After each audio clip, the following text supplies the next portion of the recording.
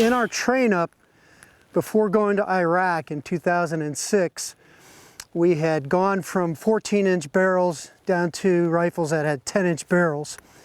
And when that happened, I always thought I was a pretty good marksman. And when we did that change, all of a sudden, I was finding it very, very difficult to hit what I was aiming at. And after some small discussion, figured out that a lot of the other guys in the assault force were having the same experience. So we went to work and started trying to diagnose what was wrong. I mean, it wasn't our skill set, nothing had changed there, but the dynamics of the weapon had changed. And in spite of going from a 14-inch to a 10-inch barrel, we still should have been able to maintain some modicum of competence, but that didn't seem to be the case. So we did a deep dive into the science behind ballistics and realized that we hadn't matched our barrels to the ammunition or the ammunition to our barrels. So if you have a rifle and you're finding like I should be shooting a little bit better than I am, one consideration you might look at is what's the ammo you're using? Do you have a barrel with a 1-to-8 twist, a 1-to-9 twist? Is it a 14-inch barrel, a 20-inch barrel, or a 10-inch barrel? It all makes a difference.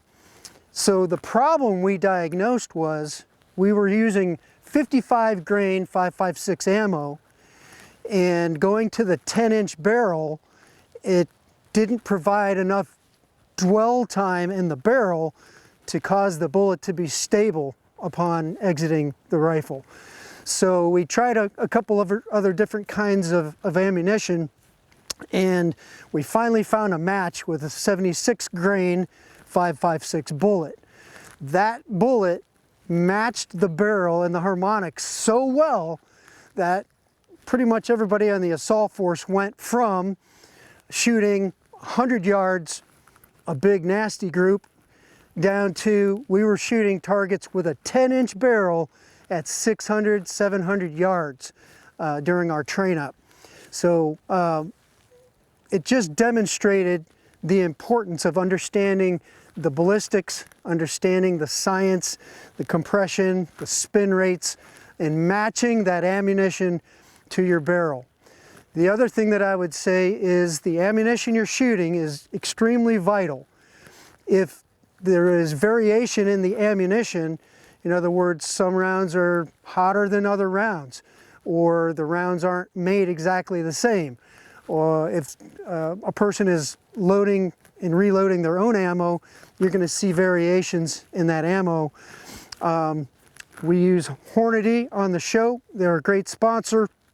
I've never had any problem with Hornady ammo, but if you're experiencing variation in your shooting, I would look at, number one, the ammo, and number two, the relationship between the ammo and your barrel.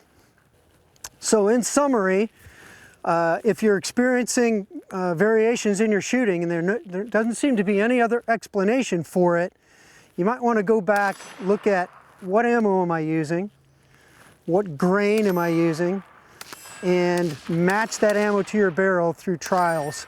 Get a logbook, shoot with 55 grain, shoot with 72 grain, shoot with 76 grain, and figure out what's going to work best for you.